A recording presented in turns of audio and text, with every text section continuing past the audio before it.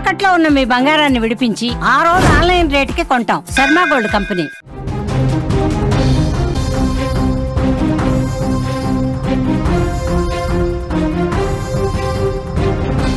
శివశంకర్ బైక్కి జరిగిన ప్రమాదమే కావేరీ బస్సు తగలబడడానికి కారణం.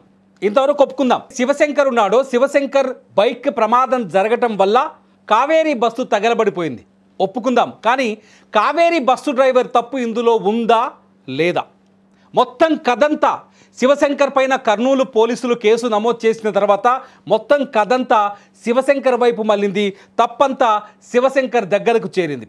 శివశంకర్ రోడ్డు ప్రమాదానికి గురవడం, రోడ్డు ప్రమాదంలో శివశంకర్ చనిపోవడం, బైక్ రోడ్డు మీదే పడిపోవడం, ఆ బైక్ని ఎవరూ తొలగించకపోవడం, తొలగించని ఆ బైకుని ఆ కావేరీ ఏదైతే ఉందో వేమూరి కావేరీ అనే బస్సు వచ్చేసి ఢీ కొట్టడం. ఆ బస్సును నడిపిస్తున్న డ్రైవర్ మిరియాల లక్ష్మయ్య కూడా ఇదే సమాధానం చెప్పడంతో పోలీసులు శివశంకర్ పైన కేసు నమోదు చేసి ఇప్పటికి ఆ కథని ఒక క్లైమాక్స్కి తీసుకొచ్చారు.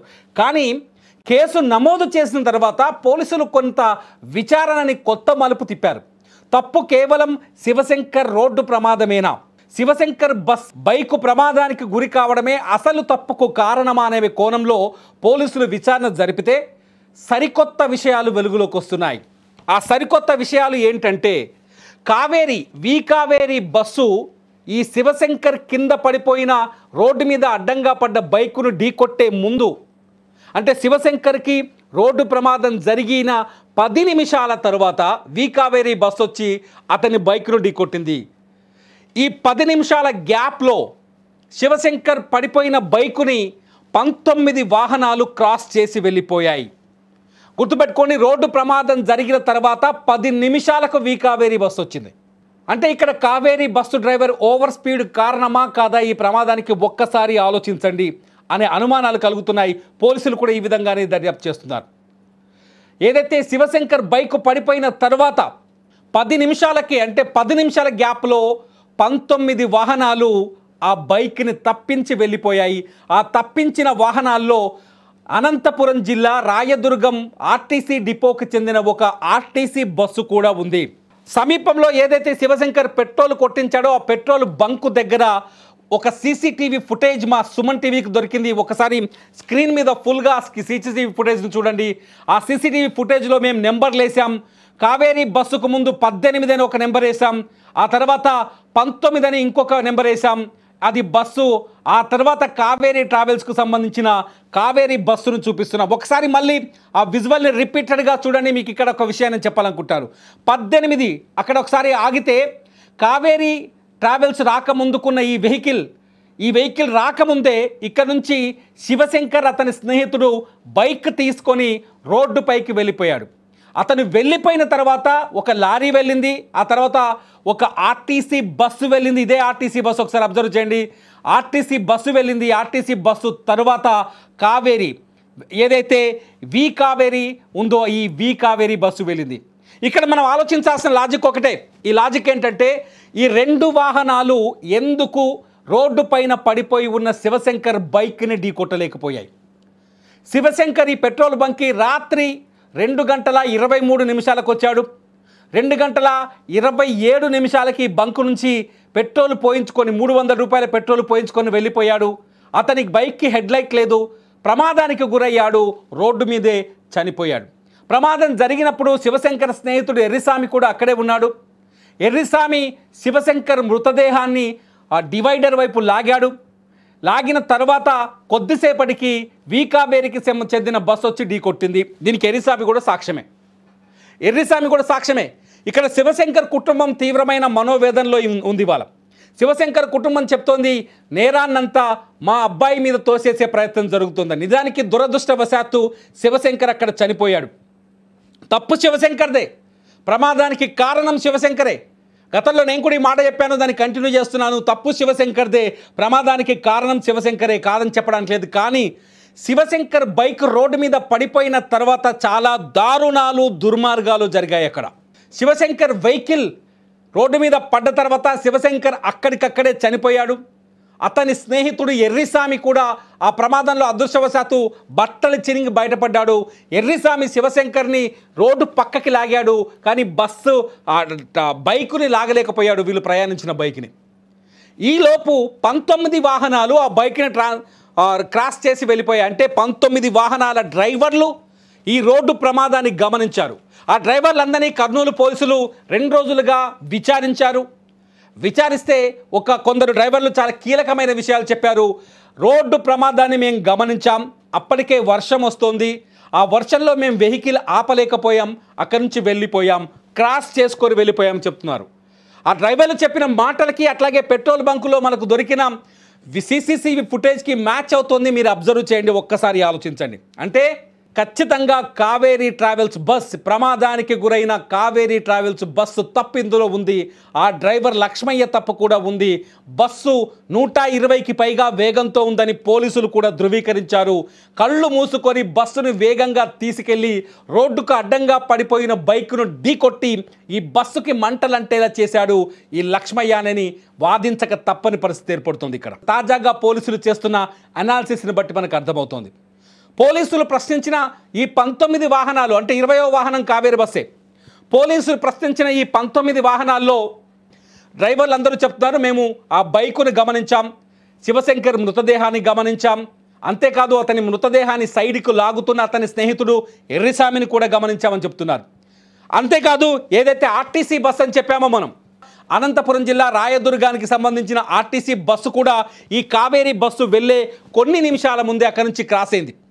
ఈ ఆర్టీసీ బస్సు డ్రైవర్ కూడా చాలా స్పష్టంగా పోలీసులకు ఒక సమాచారం ఇచ్చినట్టుగా బయటకు వస్తోంది. ఈ ప్రమాదాన్ని తాను గమనించానని, బస్సుని సైడ్కి ఆపలేకపోయానని, వర్షం వస్తున్నందున బస్సుని రోడ్డుపైనే ఆపితే వెనక నుంచి వచ్చే వాహనాలు ఢీకొట్టే అవకాశం ఉంటుంది కాబట్టి అటు నుంచి నేను పాస్ అయ్యి వెళ్ళిపోయానని ఆ డ్రైవర్ పోలీసులకు వాంగ్మూలం ఇచ్చినట్టుగా కూడా తెలుస్తుంది. అంటే ఇక్కడ సింపుల్గా ఒకటి అర్థమవుతుంది ఏంటంటే, కావేరీ ట్రావెల్స్ బస్సు డ్రైవర్ ఈ ప్రమాద సంఘటనను గుర్తించకపోవడానికి ప్రధాన కారణం బస్సు అత్యంత వేగంగా ఉండటం.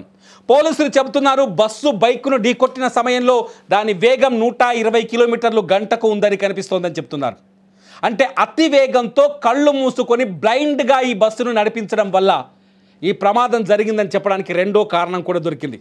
మొదటి కారణం శివశంకర్ రోడ్డు ప్రమాదానికి గుర్రబట్టం, అది అతని దురదృష్టం. మద్యం సేవించాడా లేదా?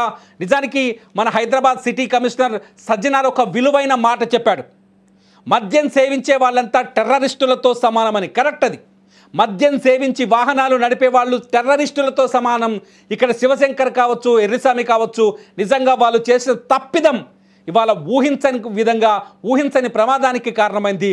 19 మంది ప్రాణాలని బలి తీసుకుంది. పోనీ అక్కడ శివశంకర్ చనిపోయాడు, తను తాగినందుకు అతనికే శిక్ష పడింది, ప్రాణాలు కోల్పోయాడు, శివశంకర్ చనిపోయాడు. ఒకవేళ తాగాడని ప్రూవ్ అయితే మరి ఆ ప్రమాదాన్ని గమనిస్తూ వెళ్లాల్సిన బాధ్యత ఒక డ్రైవర్కు ఉంది కదా. 46 మంది ప్రయాణికుల్ని తన బస్సులో ఎక్కించుకొని బెంగళూరు అనే గమ్యంలో వదిలేస్తానని డబ్బులు తీసుకొని మాట తీసుకొని నడిపిస్తున్న కావేరీ కంపెనీకి సంబంధించిన ఆ ట్రావెల్స్ యాజమాన్యానికి అట్లాగే డ్రైవర్కు ఉందా లేదా? ఈ ప్రశ్నలు ఇప్పుడు తలెత్తుతున్నాయి. ఇక్కడ ఓవర్ స్పీడ్ కూడా ఈ ప్రమాదానికి కారణమనే విషయాన్ని రుజువు చేస్తున్నాయి. శివశంకర్ మరణం ఒక కారణమైతే, ప్రమాదం ఒక కారణమైతే, Kaveri travels driver over speed కూడా ఒక కారణం. ఈ డ్రైవర్ చుట్టూ అనేక ఆరోపణలు ఉన్నాయి. ఆరోపణలపైన పోలీసులు కేసులు నమోదు చేశారు, విచారణ జరుపుతున్నారు. కానీ ఈ 2 పాయింట్లని ఖచ్చితంగా పోలీసులు ఇక్కడ పరిగణలోకి తీసుకోవాలని ప్రజలు కూడా కోరుతున్నారు. ఎందుకంటే ఈ ప్రమాదాన్ని ఎవ్వరూ జీర్ణించుకోలేని పరిస్థితి. వాళ్ళ శవాలను చూస్తుంటే, చనిపోయిన వాళ్ళ శవాలను చూస్తుంటే ఇటువంటి మరణం ఎవ్వరికీ రాకూడదనిపిస్తుంది. ఇటువంటి చావు ఎవరికి వచ్చినా నిజంగా ఆ చావుని అసలు భరించలేని మరణం. సంగారెడ్డికి చెందిన తల్లి కూతురు కాలి ఫ్రిష్ ఫ్రై చేసినట్టుగా మారిపోయింది ఒక్కొక్క శరీరం. 19 మంది శరీరాల్ని గుర్తించడానికి 2 రోజులు పట్టింది. వాళ్ళ DNA టెస్టులు చేసిన తర్వాత కానీ వాళ్ళ మృతదేహాల్ని అంత్యక్రియలకు అప్పజెప్పలేని పరిస్థితి ఏర్పడింది. ఇంత పెద్ద ప్రమాదాన్ని ఎందుకు లైట్ తీసుకోవాలి? ప్రజలుగా మీరెందుకు లైట్ తీసుకోవాలి? ఇటు సోషల్ మీడియా అనే వేదిక ఉంది, ఈ వేదిక పైన ఎందుకు మీరు ప్రశ్నించరు? కావేరీ ట్రావెల్స్ తప్పు కూడా ఇందులో కనిపిస్తోంది. అట్లాగే ఎవరైతే శివశంకర్ ప్రాణాలు కోల్పోయాడో బైక్ ప్రమాదంలో అతని తప్పు కూడా కనిపిస్తోంది. ఎందుకంటే 19 వాహనాలు అక్కడ నుంచి సైడ్ అయిపోయిన తర్వాత 20వ వాహనం వచ్చి ఎలా ఢీకొట్టింది. పోలీసులు అనుమానిస్తున్నారు ఇంకొక భారీ వాహనం కూడా ఈ బైక్ని ఢీకొట్టడం వల్ల కొంత దూరం ముందుకి డ్రాగ్ చేసింది బైక్నని. అప్పటికైనా అక్కడున్న జనమో లేకపోతే అనుమానమో కలగలేదా? ఎందుకు అంత వేగంగా వెళ్ళాడు ఈ కావేరీ ట్రావెల్స్ డ్రైవర్? ఇప్పుడు తప్పించుకోవడానికి నాకు బైక్ కనిపించలేదు, దాని నలుపు రంగు కాబట్టి రాత్రి నేను ఐడెంటిఫై చేయలేకపోయానని చెప్తున్నాడు కావేరీ ట్రావెల్స్ డ్రైవర్. కానీ అతని బస్సుకు క్లియర్ విజన్ ఉంది, లైట్లు ఉన్నాయి. దాదాపు 200 మీటర్లు 300 మీటర్లకు పైగానే ఆ లైట్ల ద్వారా రోడ్డును గుర్తించే అవకాశం ఉంది.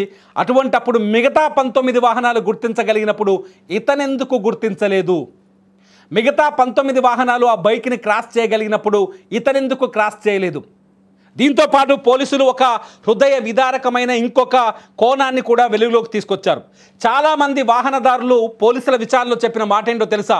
ఈ రోడ్డు ప్రమాదాన్ని గురించి అక్కడ నిలబడి వారికి సహాయం చేసిన, ఈ రోడ్డు ప్రమాదంలో వాళ్ళకి హెల్ప్ చేసిన, ఆ బైక్ను ఆ శవాన్ని అక్కడి నుంచి తరలించిన, రేపు పోలీసుల ద్వారా ప్రశ్నలు ఎదుర్కోవాల్సి వస్తుందని భయపడి కొందరు వెళ్ళిపోయారంట. దయచేసి మీ అందరికి అవగాహన కోసం నేను ఒక విషయాన్ని చెప్పాలనుకుంటున్నాను ఇక్కడ. దయచేసి రోడ్డు ప్రమాదం జరిగినప్పుడు వాళ్ళ ప్రాణాల్ని తొలుత కాపాడండి. రోడ్డు ప్రమాదం జరిగినప్పుడు ఆ ప్రమాదం ద్వారా మరొక ప్రమాదం సంభవించకుండా ఉండేందుకు కావాల్సిన చర్యలు మనుషులుగా చేయండి. నాకెందుకు లేని వదిలేసి వెళ్ళిపోతే రేపు మీకో మీ కుటుంబ సభ్యులకో ఇటువంటి సంఘటనే జరిగితే ఆ రోజు కాపాడకపోతే ఆ బాధని ఎవరు తీర్చలేరు. 19 వాహనదారుల్లో ఒక్కరు స్పందించి ఆ వెహికల్ని పక్కకు జరిపిన విచిత్రం ఏందో చూడండి. చనిపోయిన వాళ్ళు 19 మందే, ఆ ప్లేస్ని క్రాస్ చేసి వెళ్ళిపోయిన బస్సు వాహనాలు కూడా 19. ఈ 19 మందిలో ఒక్కరు స్పందించిన ఈ 19 మంది ప్రాణాలతో బయటపడేవాళ్ళు. ఈ 19 మందిలో ఒక్కరు ఆ వెహికల్ని బయటకు లాగేసిన మిగతా 19 మంది వాళ్ళ మనతో పాటు నవ్వుతూ సంతోషంగా కనిపిస్తూ ఉండేవాళ్ళు. వీళ్ళ మరణాన్ని అడ్డుకునేవాళ్ళు. వీళ్ళ మరణం నుంచి వాళ్ళని తప్పించి వాళ్ళ కుటుంబాలకి అందించేవాళ్ళు, వాళ్ళ కుటుంబాలకి దుఃఖం లేకుండా చేసేవాళ్ళు. రోడ్డు ప్రమాదం జరిగినప్పుడు మానవత్వంతో స్పందించండి. ఈ సంఘటన పైన రోడ్డు ప్రమాదం జరిగినప్పుడు పోలీసులకు సమాచారం ఇద్దరు అందించారు. ఒకరు సహాయం చేశారు బస్సు తగలబడ్డప్పుడు, ఇంకొకరు పోలీసులకు సమాచారం అందించారు. నిజంగా వాళ్ళిద్దరు దేవుళ్ళ క్షణంలో. అందించకుండా అక్కడి నుంచి పాస్ అయిపోయిన ఈ 19 మంది మనుషులు కూడా కారు నా దృష్టిలో. మీరేమంటారు? రోడ్డు ప్రమాదాలు జరిగినప్పుడు ఏం చేయాలి? ఇక్కడ 3 ప్రశ్నలు వేస్తున్నాను ఇక్కడ ప్రేక్షకులకి. ఒకటి, తప్పు పూర్తి స్థాయి శివశంకర్దే కావచ్చు, కానీ కావేరీ ట్రావెల్స్ డ్రైవర్ది తప్పా కాదా? 19 వాహనాలు తప్పించిన ఆ ప్రమాదాన్ని ఎందుకు గమనించలేకపోయారు? కావేరీ డ్రైవర్ ఓవర్ స్పీడ్ వల్ల కాదా? మీరు మీ అభిప్రాయం తెలియజేయండి. అట్లాగే రోడ్డు ప్రమాదం జరిగినప్పుడు స్పందించని 19 మందిని కూడా ఖచ్చితంగా మీరు కామెంట్స్ రూపంలో హెచ్చరించండి. కామెంట్స్ రూపంలో వాళ్ళకి సలహాలు సూచనలు ఇవ్వండి. అంతేకాదు రోడ్డు ప్రమాదాలు జరిగినప్పుడు మనుషుల్లాగా మనం ఎలా స్పందించాలి అనే విషయం పైన మీరు ఈ వీడియో కింద స్పందించండి, చర్చించండి. చూస్తూనే ఉండండి అప్డేట్స్ కోసం సుమన్ టీవీ.